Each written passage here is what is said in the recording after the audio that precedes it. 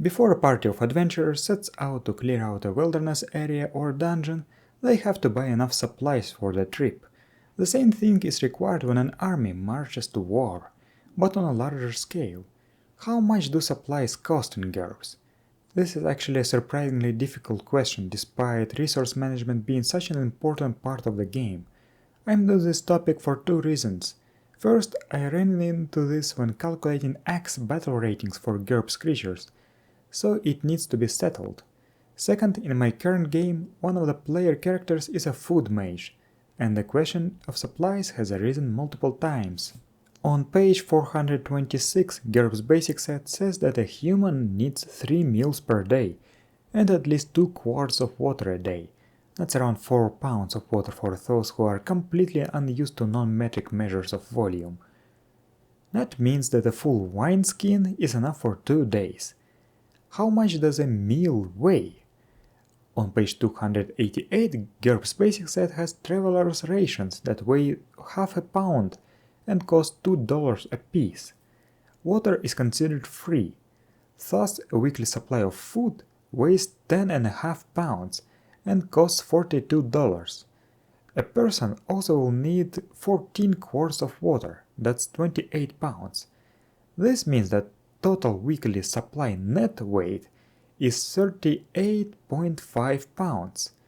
If we assume that water is transported in wineskins that hold 8 pounds each, weigh a quarter of a pound and cost $10, this means that we need 4 wineskins.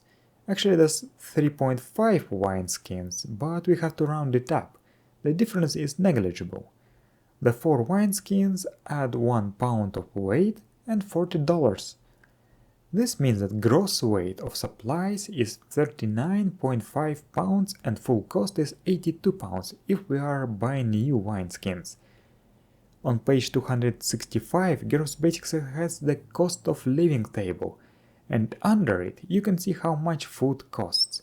The page says that travel rations cost 5% of cost of living for 1 week and weigh 14 pounds. For status 0, this is $30. For status -1, this is $15. When divided by 14, this gives us roughly $2.14 per pound for status 0 and $1.07 per pound for status -1. As you can see, both weights and costs of traveler's rations are inconsistent in the same book. Isn't that strange? But let's go back to the matter of food weight. We know that traveler's rations weigh half a pound per meal, or 2/3 of a pound per meal if using the cost of living rules. If we read GURPS Low-Tech Companion 3, we'll find the following values. A meal's worth of gathered food weighs from half a pound to 1 pound for most animal foods, 1 to 2 pounds for seeds and these nuts, 3 to 4 pounds for many fruits and roots, and up to 6 pounds for leaves and fungi. A page later it says that when you butcher an animal, 1 pound of meat equals 1 meal. GURPS Template Toolkit 2 Races talks about food on page 25, where it describes the effects of realistic and cinematic scale on food consumption. However, it does not say how much a meal weighs. A more definitive answer to this question can be found in GURPS Biotech, on pages 63 and 64. Where the book talks about genetically engineered smaller or larger creatures. Here we can find out that a meal for a size modifier 0 creature weighs 1 pound. This weight scales with size modifier, but the number of meals per day has an inverse relationship with scale. If you do not want to bother with realism, you can simply calculate the total food weight per day and divide it by 3 to find out how much a meal would weigh. I have a spreadsheet that does all that, taking into account size modifier, reduced consumption, increased consumption, cast iron stomach, and cold-blooded. In any case, you can see that the meal weight doesn't exactly correspond to the traveler's ration weight, but that's probably because rations are mostly dried. However, GURPS Dungeon Fantasy 16 Wilderness Adventures states in the foraging section that 1 meal weighs half a pound, just like rations, and disregards their best before the ration. Water also is baked into the meal weight. This is done to make bookkeeping simpler. I would use GURPS biotech values to emphasize the difference between normal food and rations.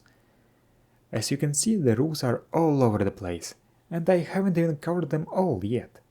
Since I have an acute interest in ACKS, let's take a look at how food, water and rations work there. Perhaps something can be borrowed or adapted. On page 145 of ACKS 2 Revised Rulebook, we see the descriptions for standard rations and iron rations. Either ones count as 1/6 stone, for encumbrance purposes for a day worth of rations or 1 stone for a week worth of rations. I have to remind you that encumbrance is semi-abstract in ACKS. Stones represent a combination of mass and bulk, but generally speaking 1 stone is around 10 pounds. The cost varies depending on the quality, just like in GURPS when using cost of living. A week's worth of standard rations costs from 35 copper pieces to 3 gold pieces. That's around $14 to $120 in GURPS, while a week's worth of iron rations costs from 1 to 6 gold pieces. That's around $40 to $240 GURPS dollars. And would you look at that, the costs and weights are almost the same as in GURPS. In addition, we have a clear distinction between standard rations and iron rations, in that iron rations cost more but remain edible for much longer. On a side note, ACKS has humans consume twice the amount of water per day than GURPS. Water skins also are much smaller. However, the food consumption is slightly lower. As per page 276 of ACKS 2 Revised Rulebook, a human must consume 2 pounds of food per day and 1 gallon of water. This dovetails nicely to 1 stone of encumbrance per day. For animals, the amount of daily food and water is a function of normal load, with daily food requirement being normal load divided by 10 and daily water being normal load divided by 5. In large expeditions, this is abstracted to make bookkeeping simpler. Speaking of that, supplying armies was one of the reasons why I decided to explore this subject. In ACKS, each unit has a weekly supply cost. For a unit of 120 infantrymen, this is 60 gold pieces, that's 2,400 in GURPS. Thus, a single soldier requires 5 silver pieces, that's 20 GURPS dollars in weekly supplies. However, this is not just food, but also water, pack animals, handlers, and supplies for said pack animals and handlers. Since iron rations start at 1 gold piece per week, this means that army supplies are the cheapest fresh food. If we look back at GURPS basic set, we will see that if we were to use traveler's rations bought as gear, we would have to pay $5,040, which is a lot despite neglecting animal feed, water and pack animals themselves. However, if we were to use status -1 rations as the base, we get $1,800, which is much closer. The difference between 2,400 from ACKS and 1,800 from GURPS may account for all the non-food supplies. It also should be noted that carnivorous troops are 4 times more expensive to supply. But wait a second, doesn't GURPS have rules for supplying armies? GURPS Mass Combat has a logistics system, where monthly maintenance cost of an element is 1/5 of its cost to raise. This seems to imply that supplies are not only food but ammunition, gear and all other stuff as well, because otherwise it would mean that pikemen eat twice as much as regular infantry.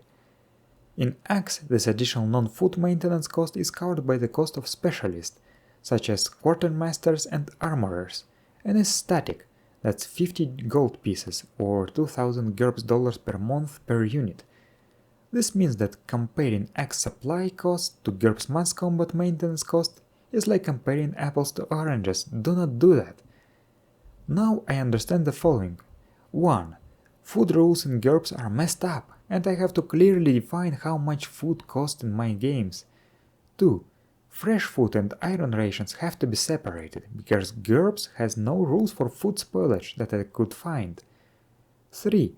Abstracted supply costs from ACKS work well in GURPS, but may require additional granularity. After all, the size modifiers in GURPS are much more granular, and things such as reduced consumption with or without cast iron stomach, restricted diet, etc.